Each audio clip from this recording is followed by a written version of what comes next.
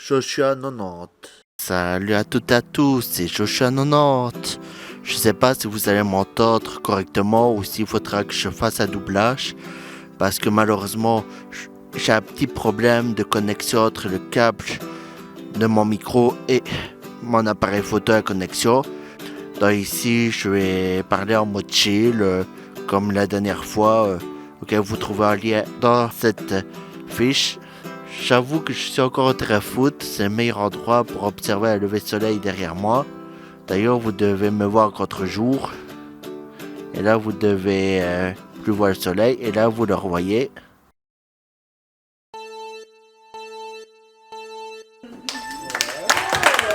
On a fait d'autres vidéos que je vais vous les citer. On a d'abord fait... Personnellement, j'ai commencé par être solidaire seul. Après, en fait, j'étais pas à 100% seul, mais dans les câblés, j'étais tout seul à ce moment-là. On a fait Non mais oui avec les câblés, c'était notre première vidéo ensemble. Après, on a fait T'as pas envie de vivre, qui nous a rapporté un trophée d'encouragement, comme pour aider solidaire, qui était mon premier reportage. Et après, on a fait d'autres vidéos comme la santé mentale, auquel j'ai quand même mis du cœur à l'ouvrage parce que quand une personne que j'ai interviewée à un certain moment disait qu'il n'avait pas besoin d'aide personnellement, je trouvais que ça n'apportait rien à la vidéo parce que il fallait rester positif, trouver des solutions ou donner des solutions. Et c'est aussi pour ça que quand il a parlé de sport, en faisant du sport, j'ai insisté sur le sport en disant oui, c'est bien le sport, ça permet de se défouler, de se changer les idées. Et là, j'ai une réaction positive grâce à ça. Et ça aussi, c'est pas facile à faire dans un micro-trottoir. C'est que quand une personne accepte en fait d'être interviewée parce que t'as beaucoup de refus d'interview, mais quand t'as une personne qui accepte d'être interviewée en micro-trottoir, si tu ne fais pas gaffe, tu vas vite perdre ton auditoire et ça ne va pas quoi. Enfin, mes deux films préférés que j'ai fait avec les câblés, je vais être honnête avec vous, c'est Non mais oui et T'as pas envie de vivre. C'est mes deux préférés. Pourquoi T'as pas envie de vivre? Parce que même si ça a été critiqué dans le sens qui était trop court pour entrer dans la compétition, que les gens ont trouvé qu'il manquait une suite, on peut justement faire une suite parce qu'on laisse une question pour faire une suite. Et comme j'ai dit, ça va permettre de réaliser un micro-trottoir avec des amis prochainement en espérant qu'ils puissent se libérer. Je pensais aussi reprendre mes vidéos, mais c'est pas évident pour l'instant. Mais je vous oublie pas. Ça, je sais bien que j'avais dit qu'il allait y avoir du lourd qui est sorti. Finalement, j'ai fait 3 vidéos sur la politique avec humour. Même si malheureusement, je ne prenais pas avec humour sur l'instant même. Pourquoi? Parce que c'est dur de rester neutre en politique. Quand tu vois un parti qui attaque les pauvres, qui attaque tout le temps les mêmes personnes, les chômeurs, les CPS, qu'on appelle le RSA en France, ou qui s'attaque tout le temps aux plus petits, qui sont malades par exemple. Et quand on voit d'autres partis qui tiennent parole, qui permettent d'avoir le bus à 1 € par mois pour les personnes pauvres, t'as dur de rester neutre dans ce cas-là, quoi.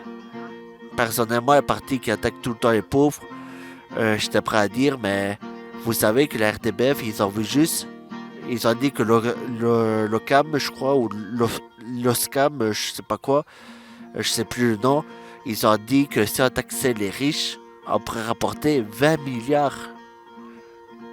20 milliards, avec les 20 milliards, on peut refinancer beaucoup de choses. On peut refinancer la justice, on peut permettre d'améliorer plus facilement les routes, on peut aider les plus pauvres.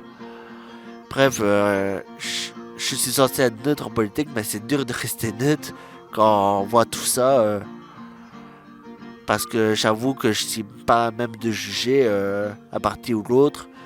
Ils ont chacun leurs qualités, leurs défauts, mais c'est vrai que ces 3 vidéos-là, je suis pas le plus fier, quoi. Maintenant, pour Non mais oui, ce qui m'a rendu le plus fier dans ce reportage-là, c'est qu'on a pu parler d'un sujet qui touche à notre époque beaucoup de jeunes, et pas seulement les jeunes, mais aussi les adolescents ou les adultes, quoi, ou les personnes âgées. C'est que si t'as envie de dire non, t'as le droit. T'as le droit de dire non. Et c'est vrai que aborder ce thème-là était très important pour nous, parce que personnellement, ça m'a même décrassé ma main parce que moi-même je n'osais pas forcément dire non quand j'étais jeune. Et maintenant, je remarque que ça m'aurait évité bien des ennuis si j'aurais appris à dire non à ce moment-là. Donc, c'est le film auquel je suis le plus fier. Et d'ailleurs, petite parenthèse, à toi, la jeune actrice de cette époque, si tu me vois cette vidéo, je tenais à m'excuser du malentendu qu'il y a eu entre nous. C'était parce que je n'aime même pas ne pas avoir de réponse claire et précise, quoi. Et c'est vrai que tu m'as pas mis avant, mais à Mistral, j'étais bien gelé, quoi.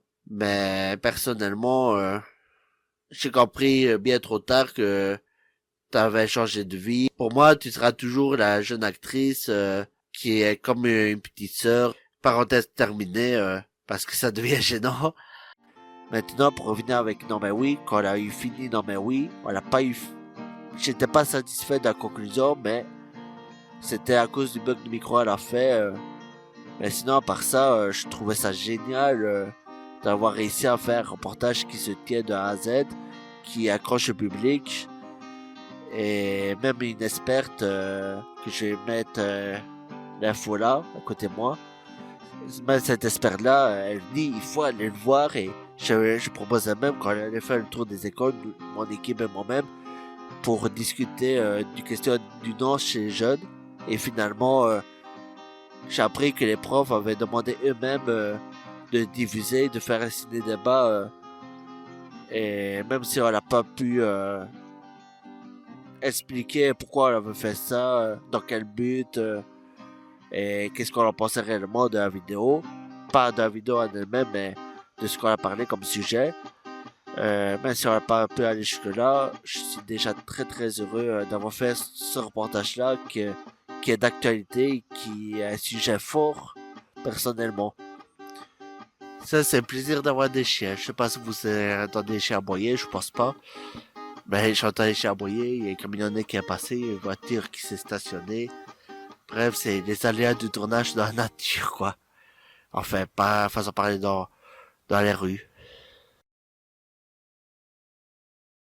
Oui, c'est débutant ou c'est pas professionnel, genre on aurait fait autrement. On peut toujours faire autrement. Mais ce que je veux dire par là, c'est que une vision n'est pas l'autre et tu peux avoir 1000 personnes en ayant la même vidéo et avoir 1000 montages différents. Certains vont faire des YouTube pop, d'autres vont faire des reportages avec cette vidéo-là, d'autres vont faire des courts-métrages. Bref, il y a plein de possibilités différentes de tournage, de montage. Et dire qu'on l'aurait fait autrement, ça tout le monde l'aurait fait autrement. Et deuxièmement, dire qu'on n'était pas professionnel mais débutant, c'est normal. On nous prévenait à la dernière minute. À chaque fois, c'était des excuses qu'on nous racontait. Et notre logiciel ne permettait pas de faire du montage pro, en fait, à ce moment-là, vu qu'on avait un vieux PC, un vieux logiciel. Dans mon cas, j'utilise encore Pinac, même si c'était un très vieux logiciel qui était fortement critiqué. Moi, c'est le Pinac VET actuellement que j'ai. Et je comptais plus tard, je sais pas, soit acheter un autre programme du style Adobe, Premiere ou After Effects, comme DaVinci Resolve. Parce que je sais qu'on peut l'acheter une licence et l'avoir en vie. Enfin, façon de parler avec les mises à jour et nouveau Windows 11 et Windows 12, c'est jamais à 100% à vie, même si avant c'était à vie. Et de notre part, ouais, il y a plein de possibilités différentes. Comme j'ai dit, j'ai envie de faire des vidéos avec des effets masques. Ça va être l'outil Plume en fait. Et tu peux carrément faciliter l'incrustation. Tu peux aussi remplacer le ciel et mettre un autre ciel à la place. Tu peux même faire transition passage masqué. Tu peux faire effet écriture à la main. Il y a plein de possibilités différentes que je voulais faire et que j'ai pas eu forcément l'occasion de le faire. Et que je comptais le faire. Je vous le dis franchement. Donc personnellement, je vais continuer la vidéo, même si je vais faire beaucoup moins qu'avant, je pense, parce que je suis malade. Ici, ça va un peu mieux, mais je suis quand même malade neurologiquement. Et voilà quoi, je comptais ne pas abandonner les projets vidéo pour autant. Je comptais aussi prochainement faire une deuxième vidéo sur les emmerdes à l'école et les solutions qu'on pourrait apporter. Parce que le premier a fait succès pour vu nombre de vues, mais les gens ont tendance à zapper ou à ne pas rester jusqu'au bout parce que peut-être que c'était pas ce qu'ils attendaient. Mais je pensais pas que ça allait faire autant de vues quoi. Pour au final regarder que quelques scènes. Sinon, je comptais faire une mise à jour dans une nouvelle vidéo. Auquel on donnerait des solutions et des courts-métrages si nécessaire et des solutions aux problèmes. Je pensais même interviewer par exemple un prof ou quelques élèves, quelques profs, voire même des enquêteurs pour voir exactement quelles solutions apporter au problème de l'harcèlement. Et comme j'ai dit, ça me touche le film qui est sorti à l'époque au Magritte et aux Oscars, qui s'appelle Amante, je crois. C'est un film que je n'ai pas encore vu et que j'ai peur de le voir parce que moi-même j'ai subi des harcèlements. C'est pour ça que je suis tombé malade neurologiquement d'ailleurs. Pas à 100% à cause de ça, mais ça a joué un rôle. Il est trop tard de toute façon pour accuser quelqu'un et c'est pas mon but. Il est trop tard comment dire, pour en vouloir à des personnes qui ont déjà oublié parce que ça fait plus de 20 ans ou 30 ans même.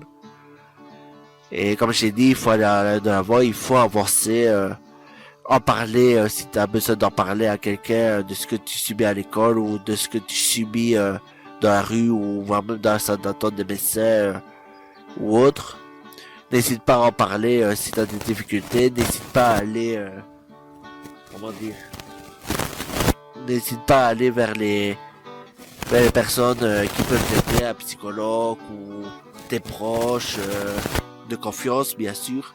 Ouais, il y a des solutions au problème et je comptais approfondir l'emmerde à l'école dans un deuxième épisode auquel on va approfondir.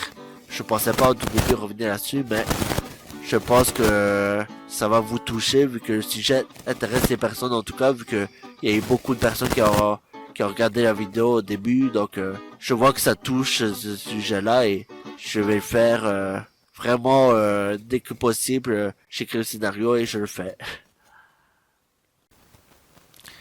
En tout cas, si vous avez vu jusqu'au bout, vous avez plein de patience. Et si vous n'êtes pas encore en vacances, je vous dis à très bientôt pour de prochaines vidéos. Ciao!